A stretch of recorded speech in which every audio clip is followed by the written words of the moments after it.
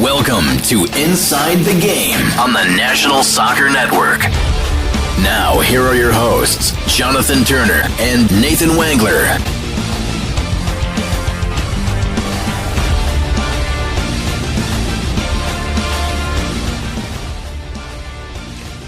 Good morning.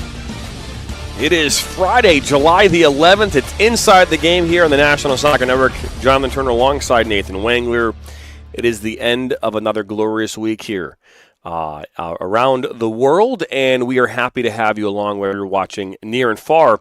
And, you know, Nathan, first off, good morning, my friend. And how are you doing today?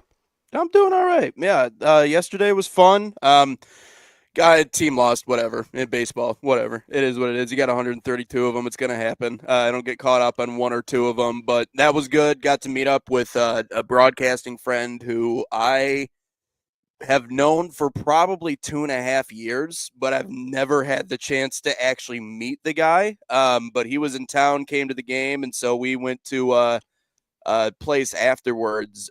Shots on the River is the name of the restaurant / bar. But, you know, I'm going to say this. Loud, live music at bars and restaurants gets less and less cool the older you get.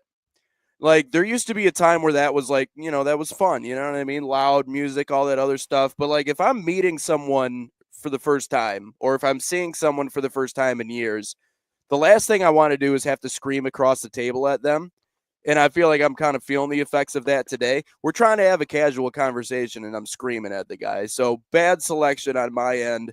But it's been a full moon kind of week. It literally is a full moon, but it's been a full moon kind of stretch. But no, that was good. That was fun. Got all that in. Got to talk with him a little bit. Obviously, we've had some good shows this week, so I'm feeling great. So everything's been going the way it should be, at least. Can't complain, man. I mean, I love doing this. I love I love the ability to, get up and talk about sports every morning and talk about sports every night. It's very blessed to be in this spot, and I know that a lot of people out there would kill to be in a spot that's similar. So, every day I'm blessed to be in a spot like this. So we got an interesting topic today. Of course, we got a good guest as well. So looking forward to having that chat as well. So yeah, a lot of good things going on. That's right. Paul Tinian from the Michigan Jaguars and the North American Soccer Expo will join us here in our second half hour at 9:30 this morning. He'll join us to talk about that expo coming up here on August 1st. I am a presenter at that expo, so we'll dive into that as well. We're also going to talk about the most controversial calls in the history of sports today. In the history of sports, what are they? I have a top 10 that I created. I know that, you might have a top 10. I think they kind of fall in line. But we're going to talk about these because we talked about it on Monday, the most controversial call of the weekend in regards to the Gold Cup, the handball that wasn't. I mean, it was a handball, but it wasn't called a handball. Therefore, it's not a handball. Well, I don't know if that's an oxymoron or not, though. I mean, it's a handball, but it wasn't a handball. I mean, either way, it was. Yeah, either way, we're going to dive into that this morning. We have a big weekend of games coming up. USLW semifinals taking place this weekend. We've got Asheville City. They're taking on the North Carolina Courage. That game kicks off tomorrow night at 7 p.m. Eastern. And then 8 p.m. Eastern tomorrow night, we've got Minnesota Aurora hosting Utah United. That game kicks off again at 8 p.m. Eastern. Those are on Sports Engine Play, but we'll be the ones producing those and helping feed those along. Tonight, one game. But what bigger game could you possibly have? The Michigan Jaguars and the Michigan Stars both tied in the Great Lakes East Division. That game kicks off at 7 p.m. Eastern. We'll have that game here this morning. And we're excited. This evening, we're excited about that. Tomorrow, the Hound Rovers in the Great Lakes West Division of the Midwest Premier League battling Goshen City for a chance to play in that final against the winner of Michigan Stars and Jaguars. So we've got two of the best games in the Midwest Premier League tonight and tomorrow. So we're excited about that. So a very, very busy weekend. UPSL, Detroit City FC, and Chicago Nation. That game kicks off on Sunday. And again, another really good game. So we got a lot of really good games this weekend, and so we're excited about that. Flint City Bucks, by the way, they do play tomorrow night against Lansing City. That game is slated to kick off at 7 p.m. Eastern. It's kids' night, I believe, tomorrow night. But the thing about tomorrow night is that if they win that game, they do win the league, and they're playing against a team that has not won a game all season. So it's going to be very interesting nonetheless. However, let's dive into the most controversial plays of all time. And again, when I think about this, when I think about controversy, it can impact the outcome. It can be a singular moment in a game where maybe the game doesn't necessarily change because of it. But there are specific games or moments that we can say directly impacted the outcome of the game and really history. I can't think of a better one than Tom Brady against the Oakland Raiders in an AFC, I think it was a divisional game, right? In Boston, snow. Yep. The question I have is, we can talk as much as we want about the call and about the Tuck rule and about all that. If that doesn't happen, does Tom Brady have that career? If that play, if he doesn't win that game and go on to win a Super Bowl that year, does he win one? Do we think that changed the whole course of that singular moment? Talking about the butterfly effect here. I'm asking. I think it's a great question to ask. I mean, do you think that Tom Brady? I mean, Tom Brady is obviously a great player, but Tom Brady is a benefactor of a player getting hurt, and just like Kurt Warner. Right? Kurt Warner is a benefactor of a player getting hurt, right? And then having a fantastic season. And we've seen that before, where players have fantastic seasons and then they die off. Right. Nick Foles. Yeah. Right. I mean, there's perfect examples of that. But if they don't win that game and John Gruden, the Raiders, win that game, does Tom Brady have the career that he has? I think it's an interesting question. I mean, what I will say is that if you're going to win a championship, or if you're going to have any level of success, you have to have lucky breaks. So I think it's tough because you even think about it from a basketball perspective. I mean, does Steph win one of his championships do the Raptors ever win a championship if Steph doesn't go down with injury? I mean, you can really stretch that across different sports. Unfortunately, lucky breaks are really something that helps out. But you're right, because Brady needed that in order to have a chance. He needed the guy in front of him to go down, because he really wasn't all that highly touted coming out of Michigan. No. I mean, he was late in that draft. He was finally picked up, and so he needed something to happen in front of him in order to give him that opportunity. But I also think you can stretch that out to do I think he would have had the same career? No. But do I think he still would have won a Super Bowl at some point? Yeah, maybe a couple of Super Bowls, because I do think Belichick is wild and as crazy and as maybe mentally unstable as that man is, especially with this whole girlfriend situation and everything else going on there. We won't talk about that here today. He knew how to build a defense, and Belichick teams were always defensive minded. And so that's what really allowed Brady to kind of do what he did on the offensive end, because, mind you, with the exception of the massive comeback in the Super Bowl against the Falcons, but outside of that, his teams were always really good defensively sound teams. The first couple of Super Bowls he won were exactly like that. So do I think it's exactly the same? No, I think you could probably subtract one of those rings off. And obviously for a team like the Raiders and, RIP Oakland, I feel bad for that city in a lot of ways. Everybody pretty much just bailed on him, but not the same. But then again, like I said, everybody needs lucky breaks, and on the other end, they need bad breaks in order to have those opportunities. So that's all Brady needed, and obviously he took advantage of it. But not quite the same career. But I don't know if I would go to the extent of saying that he wouldn't have been anywhere close because of that one play. But it is an interesting topic. Well, I would, again, I'm not saying it's something that for surety, but I just do, again, everything is, if Drew Bledsoe doesn't go down, right? Like that kind of a thing, right? And I obviously had that argument. All right, so the Tuck rule came as a result of this call, right? Tom Brady's fumble that was ruled an incomplete pass under the Tuck rule. And that's one of the most controversial calls, I think, in the NFL, in the history of NFL.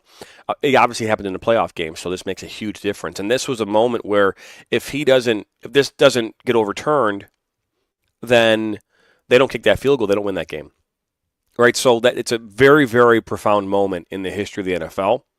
This next one Now, these aren't in any specific order. These are just like, hey, the most controversial calls of all time. It's called the Hand of God. This is back in the 1986 FIFA World Cup. Argentina versus England. Diego Maradona's handball goal. Maradona used his hand to punch the ball into the net, and the referee allowed the goal despite protests from England. Maradona later famously described as a little with the head of Maradona and a little with the hand of God. And so this obviously very important moment in the history of the FIFA World Cup. Obviously, with VAR now, you wouldn't be able to that wouldn't happen. Well, unless it was your support arm. But who knows? Yeah. Well, it's the picture itself that will always live on, because you look at the picture itself, and that's the thing about having stuff like replay and all those other things, because now we can actually kind of go back and like see it in slow motion. We can figure out, okay, what exactly happened? When did it make contact? Did the arm assist? And again, that's the key word in all of this.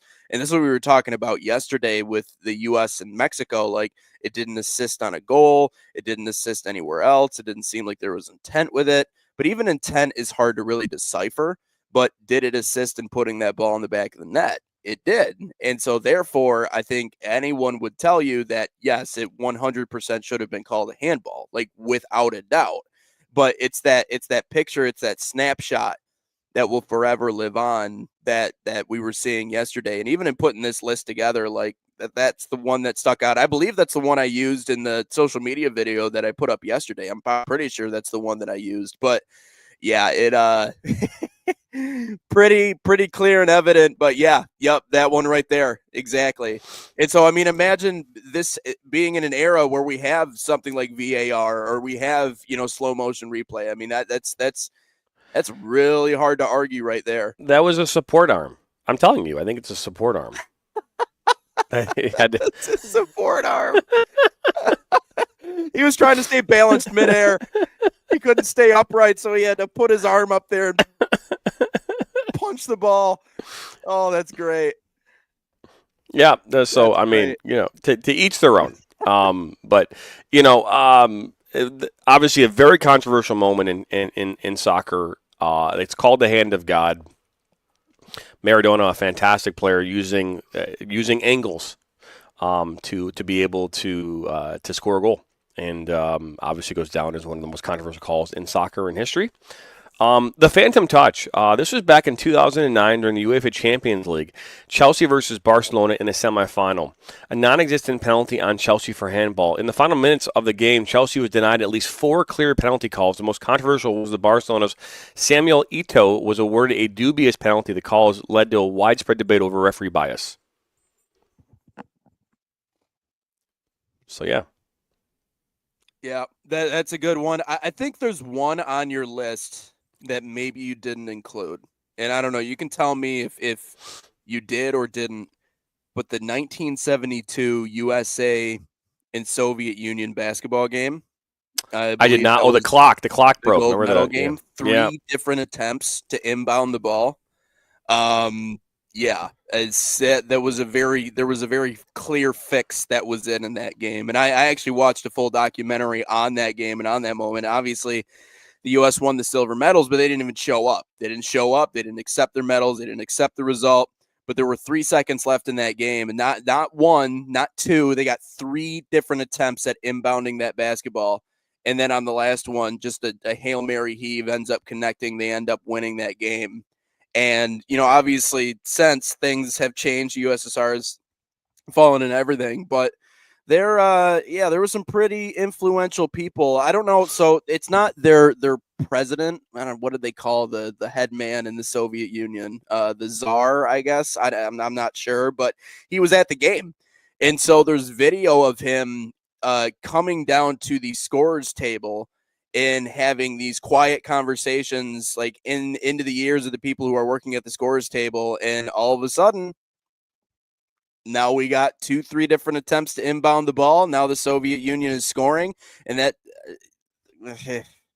yeah, I don't know what was said, but clearly something enough was said to where it's like, you better make sure that this works out in our favor. So that one is still marred in controversy. Even all these years later, I realized it was 1972, and obviously now it seems like water under the bridge now that the USSR is gone and has been gone for a while now. But that one was wild. If you ever have the time, if you're just a sports fan in general, and you want to watch something that, if you like conspiracies, if you're anything like me and you fall into that YouTube wormhole where you just watch conspiracy videos sometimes just because you think they're entertaining and you like seeing people try to connect dots that don't really exist, that's one of those ones that you should watch. Although the dots very much exist in this one. This isn't a wild conspiracy. It's a pretty solid conspiracy. But yeah, I think that one was pretty bad. Moving on here to number 4 on this list. The Immaculate Reception back in 1972, NFL playoff game, Pittsburgh Steelers, Oakland Raiders. If there's anything to be said about that. Franco Harris catches a deflected pass and runs it into the end zone for a touchdown. The controversy, the legality of the catch was questioned. Some argued that the ball never touched Harris and was instead illegally batted forward. Despite the doubts, the call stood and became a defining moment in NFL history. Yeah, there's a few of those. You know what else I would probably add into the mix here? You remember the who was it? The pass interference, the Saints and the pass interference Saints Cowboys, wasn't it? No. No. What? Rams. Yeah, Rams? That's what it was. 2019. That was a bad one too. Man, freaking Saints can't catch a break, dude. I mean, they get their one title under Sean Payton and everything, and then it just really seemed like past that point, man, they just couldn't find a way. And then that year they probably had arguably their best chance and just got screwed by that pass interference call. That was that was not great. Not great for that city, not great for that team, but that was another one you could also mix into that list. There's a lot of football ones in here. You talk about judgment decisions for referees in stuff like that, especially when it comes to a lot of those calls, which, by the way, are not reviewable. You know, you can't really. They are now. They are now, but they weren't then. No. But talk about a sport that has had to really evolve over the course of time, because there just been so many snap decisions that we go back, we look at, and we're like, wasn't really the right call there. So that was definitely one of them. Obviously, the pass interference against the Saints was another, but yeah, I think both of those could probably deserve a spot in there. I don't disagree. The infield fly rule back in 2012 during the Major League Baseball playoffs, Atlanta Braves, St. Louis Cardinals, National League wildcard game. With the Braves leading in the 8th inning, an infield fly was called when a routine pop-up was hit. Fans and players were incensed. They believed the call was made too early and unfairly impacted the game. The Braves lost the game, and the call remains a sore spot for many. I don't remember this, but I remember the Braves being almost every single playoff game ever. So, I mean, growing up, I feel like they were in every playoff game ever. It's like there's a period there from like the early 90s all the way up to the early 2000s where they were always in the the championship series. Right? I mean, am I wrong? Oh yeah, you're completely right. Yeah, they were. So yep. Yeah, the fact that they were involved in a controversial play doesn't it's just bound to happen at some point in time. The fair catch interference. This was back in the 2000 NFC Championship game. St. Louis Rams, Tampa Bay Buccaneers. The Buccaneers were penalized for fair catch interference, leading to a major momentum shift. Many felt the penalty call was incredibly questionable as it appeared the Rams player had interfered with the fair catch signal. The penalty helped the Rams come back, and they eventually won the game, which, of course, was when Kurt Warner won his first ever Super Bowl against the Tennessee Titans. So, number 7 on this list, the no-goal call, 1999 FIFA Women's World Cup, which was here in the United States. United States versus China. With the U.S. leading, a goal was disallowed by the referee. The match was ultimately decided by a penalty shootout, but the no-goal ruling caused a great deal of outrage. Now, this one obviously is close to home, literally. We talked about this one yesterday on the show. We talked about, this moment and how there have been 24 perfect games in history, and this could have been number 25. Detroit Tigers, Cleveland Indians. Armando Galarraga was one out away from a perfect game when the umpire ruled a close play at first base as safe, costing Galarraga the perfect game. The call was widely criticized, and Jim Joyce later admitted he made the wrong call. Yeah. I remember very distinctly him in the locker room crying. Yeah. Yep. Very distinctly him crying. They were really considering taking him off the rest of the series. And, he had actually made the personal decision. He goes, I don't want to do that. I want to be out there. I think it's right. I think it's the right thing to face Armando Galarraga in that moment. And I think there's a lot you can take away from that too. It takes a level of selflessness to not only admit that you did wrong and that you effed up, which I think a lot of people lack the ability to do fundamentally, but to face the person that you screwed that up for. That's a really hard thing to do. But I have kind of a difference of opinion on this because every single year we talk about this, right? And being in baseball, it's something that will forever and ever will come up not only in conversations, but every single year on the anniversary, you will see this replay. And you will see this play over and over. We're always going to mention it on our television broadcast. And if we're on the road, we're probably going to mention it on the radio broadcast too. But here's my angle on this. First of all, it ushered in a new era of baseball, meaning replay review. And I remember when that first came in, the purists around the game were disgusted by it. You're taken away from the beauty of the game by implementing replay review. But sometimes the thing that sucks about human beings is you need something disastrous to happen in order for people to be like, okay, we need to make a big change. This is a little bit of a leap. I get it. But when you have, natural disasters, you realize, okay, infrastructure has to change. When you have like 9/11, you realize, okay, the airline industry needs to change a little bit. It used to be, and again, I was not a part of this, but it was like going on a cruise. You could walk in there, scan your thing, get on the plane. Like you really didn't have to go through the whole rigmarole of everything that you have to do now with check bags and everything like that. Like your whole family could just hang out. Like it was a big party. Like you just kind of walked on. Now it's not like that. I mean, you got to take off your shoes, your socks, your hat, your shirt, all of your belongings in this thing. We got to scan it, make sure there's no drugs or a bomb in there by chance. So that changed. This was the fundamental moment that changed the sport of baseball, because that was the moment that we realized, okay, we need replay review. And not just for someone like Armando Galarraga, but for the umpires as well, to give them an opportunity to change things if they need to. But I'm going to say this right here. If Armando Galarraga gets that perfect game, is he as memorable? Is that name as memorable as it is because he got screwed over in that moment? Yeah, that's a good question. Moment, that one singular moment lives on forever because of that.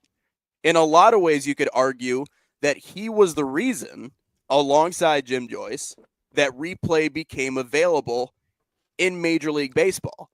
I mean, I could read off some of these players that have gotten perfect games, and I mean, some of them, it's like, Tom Browning of the Reds. Do we ever talk about Tom Browning anymore? No. Mike Witt of the Angels. Do we talk about Mike Witt anymore? What about Len Barker? Len Barker had a perfect game. Dallas Braden, you know that name? Philip Humber. Like, these are all guys who have thrown perfect games. And keep in mind, well, that's what just I was over say. 20. I almost feel like, too, like, again, obviously, there's been obviously way more no-hitters. Yeah. And, Justin Verlander has at least 2, right? Mm-hmm. So, I think he's probably part of more of a unique, right, list when you're in that second, having 2 of them. I actually argue that a lot of your perfect game pitchers they had they just had one really, really amazing night, and everything just kind of flowed, and because again, I mean, Justin Verlander's had two no hitters. He has not had a perfect game. Obviously, for those that don't know what a perfect game is, that is when nobody steps on the bases, not at all, right? 27 up, 27 down. You can have in a no-hitter situation, you can have somebody, you can walk somebody, right? There have been no hitters when people I think have actually scored a run. People have lost and thrown no hitters. Yeah, Yes, because of the way that works. So again, obviously no hitter is completely different than that of a perfect game. But that's 27 up, 27 down. No one ever touches a bag, and so which is really really important. For the sake of time, let's move on. We can definitely I think talk about this moving forward in a lot of different ways. This next one is the Kerry Wood no hitter, 1998. Chicago Cubs versus Houston Astros. In the game, Wood threw a no-hitter, but the umpire made a questionable call on a pitch that should have been a strikeout. This affected the narrative of Wood's achievement despite his dominant performance. So, obviously it'd be the flip side of this too, right? Think about this too with, how many asterisks do we now have in sports? How many asterisks do we have where, well, let's look at Mark McGwire and Sammy Sosa and Barry Bonds, right? There's these asterisks now because them using performance-enhancing drugs, made it easier for them to hit a fastball. Now, I don't agree with that statement. I don't think that there's a steroid out there that can make you hit the ball better. I think it could pop off the bat more, maybe. But, I mean, to hit a baseball coming down the plate at 90 miles an hour consistently and hit home runs, I mean, there's not a steroid on earth that can make that easier. Mm-mm. It might pop it off the bat more. You might get more power out of it. But, I mean, to hit a baseball, I'm sorry. Especially when I think everybody was doing it. I feel like it's crazier because everybody was probably doing it. And we only punished those who were like the 3 or 4 that were like big name players, right? Let's just go ahead and screw those players. Make an example out of them. Yeah, I think it's stupid. Just like with like the whole Lance Armstrong thing. Lance Armstrong, I guess, my understanding is the whole thing with Lance Armstrong is that like everybody was doping. Like everybody was doing it. With Lance was that they caught him, they told him to stop, and then he just kept doing it. That's the difference with Lance. Difference with Lance was that they literally caught him, they got him in trouble, and he was like, I'm just gonna keep doing it anyway. And it's like, no. I actually think they should create a whole league. They just call it the steroid league. The Roid League? Yeah, the Roid League, and just see what happens. Just give it a go. Everybody is doping. Everybody is allowed to do it, and let's just see what happens. You know what I mean? Like have this. Fun with this.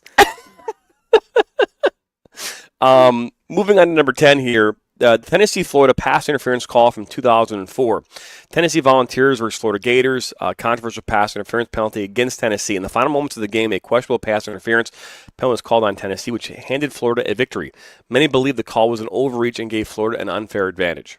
And that was back in 2004. So here is the full list. I'll put it up on the screen now. The full list of, again, this wasn't in any specific order, but these are what we looked at as the most controversial calls, and we tried to find them across sports. It wasn't just like soccer or football. Obviously, a lot of them were. There's nothing here from basketball, but we did try to find some that kind of maybe, I would evened it out a little bit. I also think there's a lot more. Like football, there's so many plays happening in any given game. Snaps, right? You're talking over 100 and some snaps, 120, 130 plays in a single game, not counting your kickoffs and that. So, I mean, the likelihood of a controversial call happening in a football game is so significant.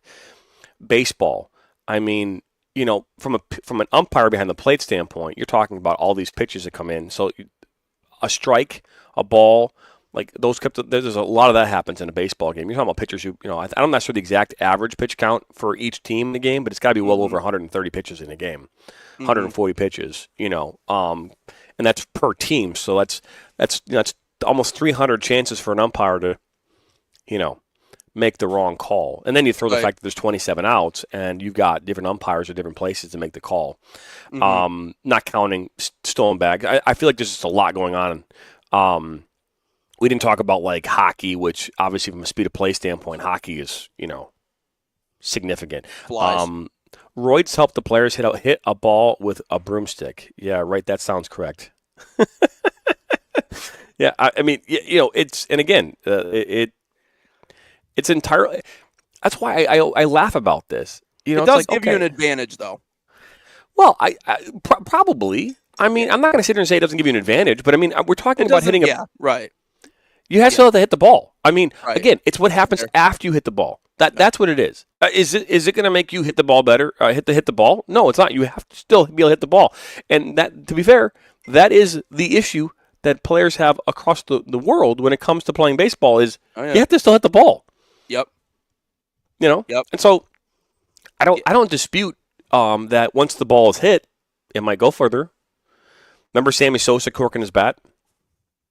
Right? Corking his bat, He just right? returned to Wrigley Field for the first time in I think over 2 decades, like this year, because of everything that went down there. Yeah, I mean Mark McGwire, yeah, he's a good example. I mean, there are guys that have had to come out and apologize for all of it. There are players that are still barred from going into the Hall of Fame because of this. And that's, I mean, like I said, to your point, just kind of making an example out of people. That's exactly what it is. Like they try to. There's a lot of that. I mean, we got to keep our game clean. Have to keep our Hall of Fame clean. I think it's tainted already. I mean, it's the players that were caught were the players that were caught, sure. But are they the only ones that have done it? No, absolutely not. I think there's many, many more. Some of them who are just better at doing it and better at not getting caught. But you're right. To your point, it doesn't automatically make you a better player just because you do so. You still have to have the skill of being able to hit the baseball. But, you know, in a game, we talk about the game of inches when it comes to American football sometimes. Baseball's the same thing. I mean, sometimes all you need is that. And the difference between a home run and a fly out.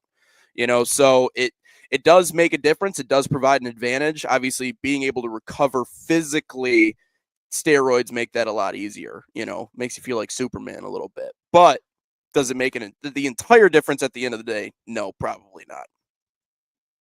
No, it does not. But again, and I that's why I think they should create a league that's just literally called like The Roid League on roids, you know, or something like that, and just have fun with it. You know what I mean? Like that might actually sell. That might not be that bad of a choice there. you know, I mean, yeah. you know, they already have it with, you know, they already have it, but I mean, we already have the banana savannas or savannah bananas. What do they call themselves? We already have that league going on, which is really fun. It's a new way of getting people involved and engaged in the game like they've never been before. Obviously, it's very gimmicky. $1 billion franchise. How much? What is it?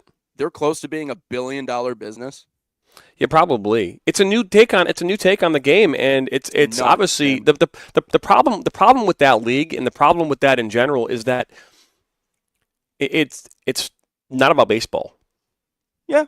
You know what I mean? And so Right. while it's About great entertainment. and it's about entertainment, and so you know it's compared. Okay, so it's very much like going to you know, maybe to like the theater. Right. You know. In my opinion, it's the same thing as like you look at the the Harlem Globetrotters, I think is a good example. And the good thing is that we have an example of what that looks like before it even happened. Like the Bananas kind of took a page out of the Globetrotters playbook because you could say the same exact thing about those guys. Like it's gimmicky. It's not the game itself. It's not about basketball nearly much as it is, you know, cool tricks and stunts and all these other things. You know, it's a concert in that way. Now, the Globetrotters, they actually played more legitimate basketball, you know, than maybe the Bananas do. Believe it or not, they still do play baseball. And they came to, it's interesting because they actually came to our ballpark at LMCU Ballpark here in West Michigan. It's their only stop in the state of Michigan so far in their history. And they came to our park. They didn't go to Comerica. They didn't go to the Big House. They didn't go any of these other. They didn't go to Jimmy John's Field. No, I'm kidding. But they didn't go any of those places. They came to us. And so that was fascinating in my mind. But in talking to people that were there, because I was on the road in Lansing, you know, we were on the verge of clinching a playoff spot. So I wanted to be there for that. But to the people that were there that were watching the product take place, they do actually play baseball. Like they do actually play, but it's not the focus of the entire product. You have a concert in the parking lot, you have balloon animals, you have like carnival rides, you have, you know, in some way, shape, or form, you know, no one's ever wearing shirts. So, you know, there's a little bit of that involved, and they know what sells. So I got to give them credit. But it's about the show. And in my mind, I was really cold on it for a while. I said I didn't necessarily love it because I do like the game of baseball. I genuinely like the sport of baseball, but having the entertainment part ain't too bad either.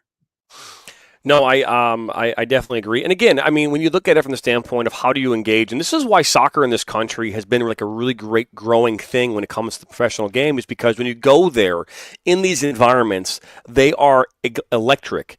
They are exciting. It's, I would say, going to a Columbus Crew soccer game at Lower.com field, a Lower.com stadium, is such a way different experience than going to a baseball game, going to a professional basketball game, football game. It's just a completely different experience. And like, I was just talking with my wife Bianca the other day about this. She wants to go to Detroit City FC game again, right? That experience of being there and everyone being, again, if you Northern Guard, they are off their rockers. They are like, electric is the wrong word to use for them. The way they come at you in the game, the swearing. I mean, you can't bring your like 8-year-old kid to that game because they're going to come out of it with a whole new vocabulary, right? So it's like, like, where'd you learn that from? Detroit City FC. Yep. Yep. But anyways, it's an incredible experience, and so I understand it, and that's why the Savannah Bananas and what they're doing is like it's creating a new love for going to a baseball park and experiencing a baseball game, even though the whole part of that whole experience is not about baseball, and that's why I even say with us when it comes to soccer, Nathan, is like, I feel like the fan today who loves soccer doesn't necessarily love the game like we love the game. I think they love the idea of being a part of something that they go experience, right? Like it's like the soccer is the vehicle, but the stadium and all the other stuff, the food trucks and the experience is really what brings them closer to that environment. Mm-hmm. And that's something that's unique to soccer and not unique, to I think any other sports. Yeah, it's the people. That's what makes the difference. So we talked about this that we're going to have Paul Tinian join us here. Again, he is part of the Michigan Jaguars, but also the North American Soccer Expo, an expo that I'll be a part of here, and the National Soccer Network will be a part of here coming up August 1st through August 3rd. Paul Tinian, longtime member here in Michigan. I mean, I've known Paul for a long time. Obviously, I played soccer here in Michigan. I refereed, coached. Again, part of the Michigan Jaguars, and arguably one of the best clubs in the state of Michigan, and arguably in the country. Their team tonight, the Midwest Premier League side, again, we talked about this, is fighting for a Midwest Premier League Great Lakes East Division title against the Michigan Stars. But we're here to talk with Paul Tinian this morning about the North American Soccer Expo. And Paul, first off, welcome to Inside the Game. We're happy to have you. Morning, guys. Thanks for the opportunity. Appreciate it. No, thank you for being a part of this. So I know we're going to talk about the Expo, but I have to imagine, being that you are also part of the Michigan Jaguars and all of that, the summer leagues that have come about over the last 10 years, a lot of clubs like the Jaguars, you see it now with the Nationals and Union and Midwest United, these youth clubs have gotten into this environment. And they've done it because they want to be able to have a place for their former players who come back from college to find a home in the summer and still be competitive and still find a way to be a part of this. But, you guys have never been, I think, in this position where you're fighting for a league title in the first couple of years of this being part of this. So I'd imagine on some level you're really excited about that. Yeah, it's great. They've been on a nice little run here as of late. And, I've got a couple W's. And, it sets up pretty cool for Sunday. Should be a good atmosphere, and it's always great to see our players come back and still play as they're in between their college seasons and trying to stay in shape and get ready for the fall. So it's great. It's very, very cool. So North American Soccer Expo came as a result of what led to creating this environment, this expo coming up here in August? Yeah, it's a great question. A couple different things. One, I think for the last year or so, there's been a little bit of uncertainty with what the national convention was going to do, and thankfully they've said that they're going to continue, which is great. We were fortunate enough to have Mark Zaffe join our organization, and through him we started doing a club summit where we would do a lot of in classroom things in the morning, and then go out on the field in the afternoon, have our staff share in sessions, and also some social things. And as we started to do that, we'd often thought that there's a need for a more of a regional, Midwest type event that stays in one place and can kind of become a staple moving forward for a lot of coaches that do go to the national convention, but also some that work maybe 9 to 5 and coach part-time, or they're involved in the recreational side, and it's a bit too hard to take time off work or pay the expense of going to the national convention. So for us, it was just trying to bring something to Michigan. I think we all agree Michigan's a great soccer state, and I think there was a need for it. Talking to different organizations, High School Soccer Association, a lot of different clubs that have kind of got behind it to support it. It's been well received, so we're excited about it. No, that it's great, and I think that from my perspective, I've been to a handful of the coaches conventions. And I've oftentimes found that coaches, and I'm sure you're probably going to be dealing with this on some level, oftentimes found themselves doing way more outside of the convention and doing things in that realm, and not so much being inside the convention, and so do you find that might be a battle that you're going to have to kind of figure out how to, because I think that's a big challenge in these coaches conventions, is because you end up going out and you spend most of your time not even in the convention, outside kind of in restaurants and bars in the area. Do you feel like that could be a challenge? Sure. I think it's just part of it. I mean, I remember in my 20s when I would go to every session. I'd write the sessions down. I'd try to bring them back to my teams, replicate those sessions. And as you get older, it becomes more of a networking event. It becomes more of meeting with your partners, Adidas and some different people. So, and seeing people from around the country that you might not see, but once a year. So, yeah, I'd say, I don't know if it's a challenge. It is something where we know when soccer guys get together, they want to socialize and have a good time, right? That's there's no secret there. But I think we've provided such great content that I think there's some things that people definitely want to see and be a part of. And, and I think the good thing is there's enough for everybody where you can kind of pick and choose what you want to see. So, yeah.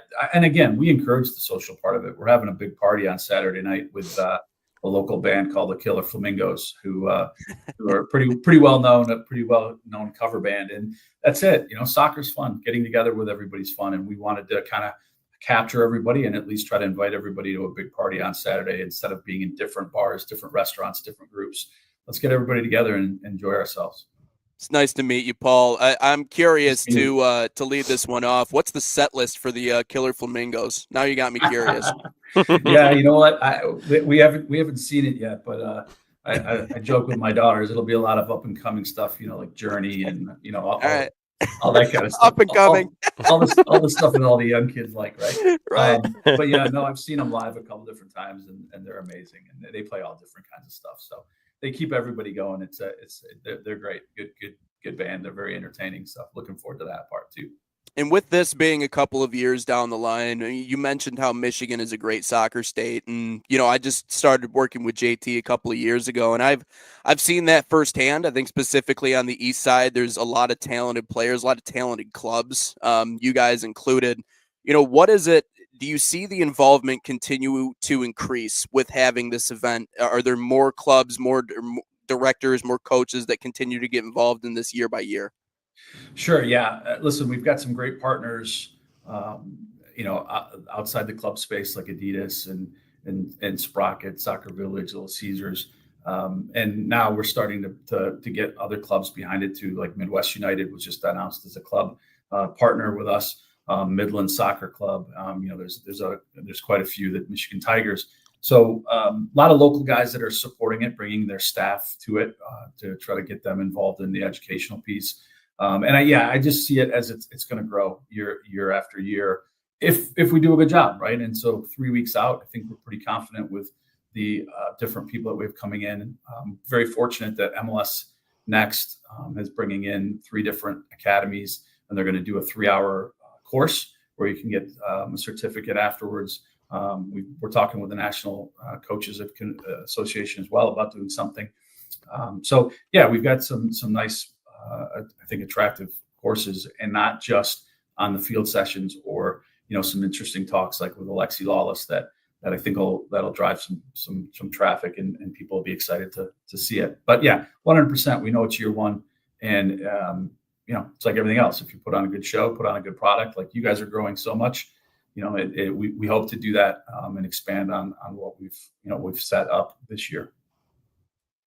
And I think the goal in a lot of ways, at least for us, JT and I have talked about this quite a bit, is getting everybody under one umbrella. That's so important, because I think there is a lot of popularity when it comes to the game of soccer. I just think sometimes maybe it's disjointed. It's in pockets, around the country. It's not, all one all together. How important is that to you in your mind, getting everybody under the same roof and kind of moving in the same direction?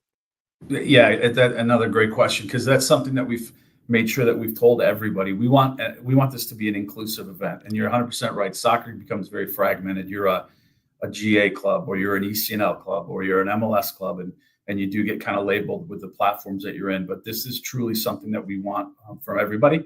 So we've got MLS Next, we've got US Youth, the new CEO Tom Condone's coming in. They've been great as far as trying to drive traffic to the event. Vince Gansberg's coming in from US Club Soccer.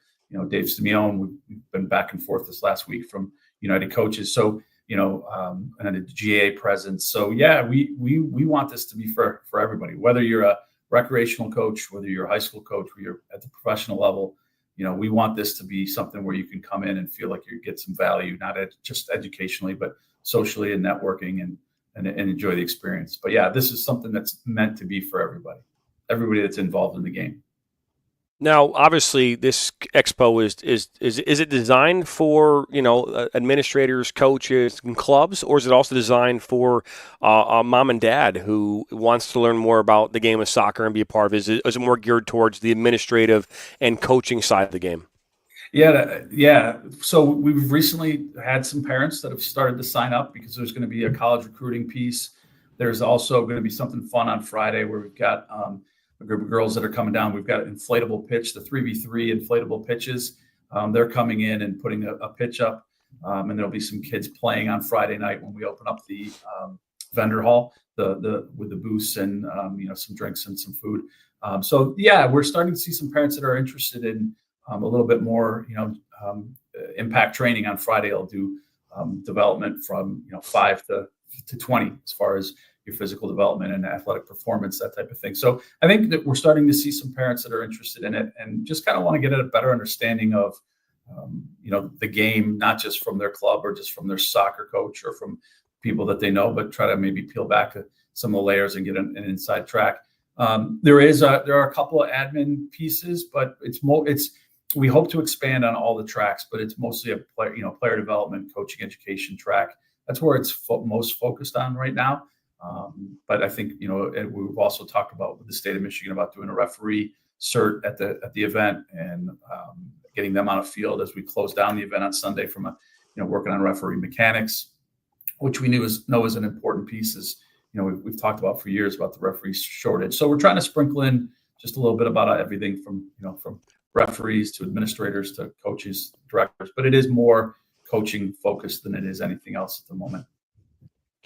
So the North American Soccer Expo takes place August 1st through August the 3rd at the Suburban Showcase Collection. I think that's right. So you talked about vendors and who's coming to this event, but let's dive into that a little bit. You mentioned Adidas, you mentioned Sprocket Sports and Soccer Village, but what other vendors do you have coming that can obviously as part of this expo who will be there for coaches and people coming to the show? Yeah, we've also got Traveling Teams is one of the sponsors, as well as AstroTurf Great Lakes. They've been great. They're providing the turf for the expo, which is obviously an important piece. And then HealthQuest, who's been a good partner of ours with the club, is also going to be there. And again, you can do anything from having a Q&A with Peter Vermees, who has had, obviously a national team career, coached with Sporting KC, and has done so many, great things in the game. We're working with John Hackworth, who's, I think, the St. Louis City 2 coach at the moment. And he's been involved in the national team, coached the U17 national team, I think, back a while ago, and trying to get him in. We've got other MLS academies that are coming in that are going to present in a classroom and or on the field, like Minnesota, Austin. So yeah, we've got a pretty wide range. Some local college coaches, that'll be presenting as well. And then you've got things like Corver, who are going to be doing their presentations on the field. We talked yesterday with Sogility, and maybe they're going to come in and do something. So you've got everything from a performance piece in the classroom to a tactical presentation to hearing Alexi Lawless talk about the state of the game, and him sharing how he feels about the national team and other things. So entertainment pieces for sure. and a lot of soccer. And so if you go to the Expo website, the North American Soccer Expo website, we are not just now have listed the presenters, but we've also started listing their topics so that people have a better idea. And then hopefully another week or so, we'll have the final schedule out. As you can imagine, bringing in over 50, 60 people to come in, schedules change a little bit. So we've got this matrix that we keep working on every day, and we're very close to releasing it. But everybody should be very excited about the content and what they're going to get. Obviously, this show was created. This expo was created because of the need to kind of fill a gap, a void in the Midwest in regards to what we've seen from the coaches convention, right? And every year it rotates, right? It goes to the East Coast, the West Coast, so it kind of bounces around. And obviously that has been a very big thing that's happened. They just had it recently here in Chicago, Illinois, here this past year. What is success at the expo? What does that look like in year one, and what does it look like maybe in year 2, 3, and 4? Yeah, I think success is for us is just the feedback from everybody, right? If they come in and they're excited about it and they want to invest their time and money to come back, then I think that's success for us. Just having that the quality presenters and having everybody there. And wanting them to return, right? I think that will just be success in my mind, that they've realized, look, there's a lot of different things that you can do from a development standpoint as a coach, as an organization.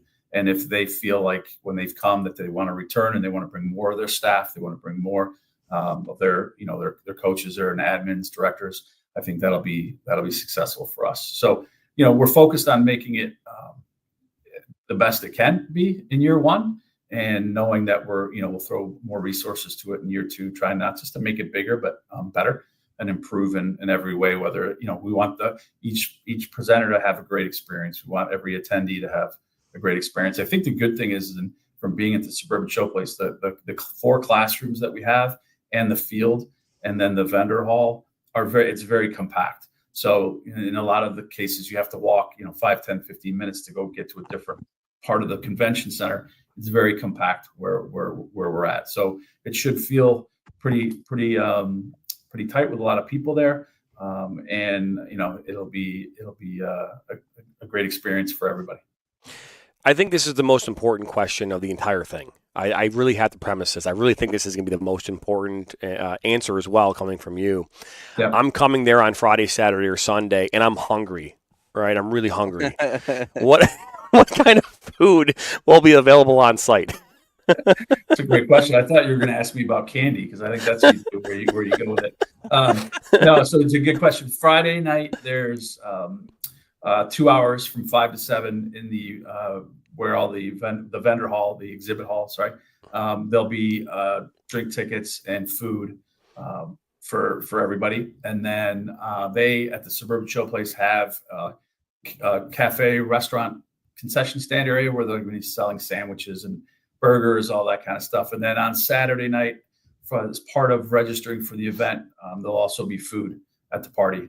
And every person that registers for the event and comes also gets some drink tickets to enjoy themselves as well. So I don't think you're going to have a problem, Jonathan, with food. I think when it comes to soccer and having a good time, I think food and drinks are usually part of it's a staple, right? So I don't think you're gonna struggle in that area. No doubt about that. Okay, so this is my question for you though, and we haven't really asked a ton of our guests this recently, but I do want to ask you because I think it's an important question.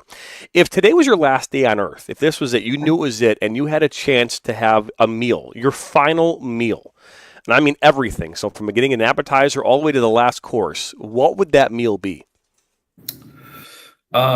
Shrimp cocktail as the appetizer. Okay. I'm a fillet guy, so it's got to be fillet, and with probably mashed potatoes and some asparagus, and then to finish it off, I have a bit of a sweet tooth, so I'd probably go with like a chocolate eclair. All right, chocolate eclair. Okay, all right. It's a good choice. I wanted to fit one more in here really quickly. Sure. By by the way, I'm going with a burger and shake on this one. I'm a very basic person, but I mean, it makes, makes my heart happy. Everything else like that. I think JT and I have talked about it a few times. I forgot, what was yours, JT? What's yours? What's your go-to if you had one more? Yeah, filet. The A filet All right, with a lobster tail, right? So. But one of the interesting things, JT talked about how he'll be, presenting at this, and I'm looking forward to having the opportunity to connect, because I do think the soccer community is a very tight-knit one, and that's something that I've learned in just a few years being involved in it, and I've even been honest, I didn't really grow up with the sport, I didn't play the sport, but in learning more about it, even over the course of the last 2 years, not only do you develop a love for it, but you start to realize that this is a sport that you don't need a lot in the way of equipment and all these other things to play. I mean, that's what makes it a beautiful sport, is really its simplicity. And so we always talk about, in growing it, access to the sport, and people knowing what their options are is really important, and knowing that they have opportunities there. How do you go about increasing that access to the sport? Because I know obviously that would help you guys out. And is that something that you think will be talked about a lot during this expo? Yeah, I think there's definitely some grassroots talks. There's a couple people that are going to come in and talk about how you expand your programming at those younger age groups, right? And I think you talk about not needing a lot too, and I think soccer has become a very expensive sport as you start to get older and as you start to get into those higher level platforms. And so I think it is important for all of us at the club level. We have a juniors program that is relatively inexpensive for what you get, and it's an exploratory program. So I think that's something that most clubs have as well. I think that's something that we'd like to expand into other areas. You talk about soccer and how much it's changed. Somebody asked me the other day, when did I try out for my first team? I was 12. I played in the Rochester area recreational league. It was RARA, I think. And I played from second grade when we moved here, until I was 12 years old, and now we have it where, you're trying out for teams at 6 and 7. So, it's good and bad. And I think all of us in the club game are definitely obviously a part of it. I think it's great that there's so many kids now that are getting training at younger age groups, but I do think it's very important that we keep those entry level, inexpensive programs accessible for players that just want to explore the game a little bit. Maybe they're, some kids just want to be soccer players. There's a lot of other kids that want to explore a lot of different sports and try to make the, decision as they get older, which I think is, great. If we can all support those young, those platforms at those younger age groups, the juniors, the exploratory programs, I think that's a big key. No, that's actually great. And I as we wrap this up and close out the show here today, one of the things that from my perspective, is I talk with clubs all across the country, and I'm sure this is something that you battle with at the Jaguars, at least on some level, because I think all clubs. It's the battle between being realistic with parents as well as having optimism, right? Like, hey, because I would imagine a lot of parents coming in like, hey, my kid could be the next whatever, and trying to find that balance, right? And if you talk about this expo, that's also part of this, right? You're talking about having recruitment opportunities. Not now in today's world, there's a lot more opportunity to play college athletics than there's ever been. And being seen is easier than it's ever been, right? So it's like trying to find that balance. But how do you, as a club in this space, how do you kind of battle that? Because I would imagine that is a constant battle where you have parents saying, my kid can play college soccer at the highest of levels, and you're like, oh, okay, or maybe not. I mean, I'm curious how your perspective on that. Yeah, and especially with college, we have a really good staff that focus on the college recruitment piece. Try to educate, not just when they're going through it, but trying to lead up to it. Middle school, early into high school, like this is what you can expect. This is what's going to happen. But yeah, you're right. I think there are certain groups of parents that sometimes you try to help get them to understand where their child is, and maybe they just see things differently, and you have to agree to disagree, right? And I think we want to try to provide every opportunity, like all the other clubs do, for them to be seen, just as you said. And we can't, we have an idea at times of where we think they fall, but we're not always right, because different college coaches, even in the same conference, see a player completely differently. Right. And so we try to make sure that we let parents know that this is, they'll come in and say, well, my son wants to play D1. And it's like, look, there's some D2 programs or D3 programs that are as good as Division I programs. You can't just, I think, cut and paste, differentiate between them like that, what does your child want to get out of it from an academic standpoint, a social standpoint, size of the school. There's so many different factors that I think we and a lot of other good clubs try to just educate the parents about, and the kids, obviously, because it's ultimately their choice on where they want to go. But yeah, it's, I think that's always going to be a battle with clubs because, as a 10-year-old, if they're on the second team and the parents believe they should be on the first team and they think we're wrong, we're doing our best to evaluate players, put them in the right position, and so that they can grow and be successful. And, as you guys know, from being around athletics, the best players at 10 aren't always the best players at 16 or 17 or 18.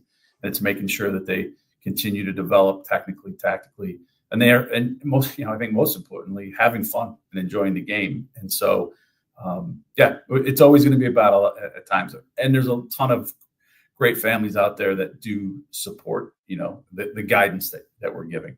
And that's what it is. It's guidance. We never tell kids where they should go to school or where they shouldn't go to school. We just provide our feedback when asked. No, that's great. Paul, we thank you for stopping by here this morning on Inside the Game. The North American Soccer Expo, August 1st through August the 3rd. Registration continues. All you got to do is go to NorthAmericanSoccerExpo.com, and we will have a special promo code that we'll put out to all of our base here this morning. And again, that is August 1st through August the 3rd at the Suburban Suburban Showplace Collection in Novi. I'm glad it's like Suburban Showcase Collection. No, actually, it's Suburban Collection Showplace. I actually screwed that up completely, so there you go. Either way, it's in Novi here August 1st through August 3rd. Paul, we appreciate you stopping by and being a part of this. That'll wrap up our show here on this Friday morning. Be back here on Monday at the same time, same place, as we always are. We'll continue talking about the most controversial calls in sports and so much more. We'll cover more U.S. Open Cup. We'll talk about this past weekend. Again, USLW, Midwest Premier League action this weekend on the National Soccer Network. 40 broadcasts in total. And we'll see you here next week. Same time, same place, right here on Inside the Game. Thanks, guys. Thank you.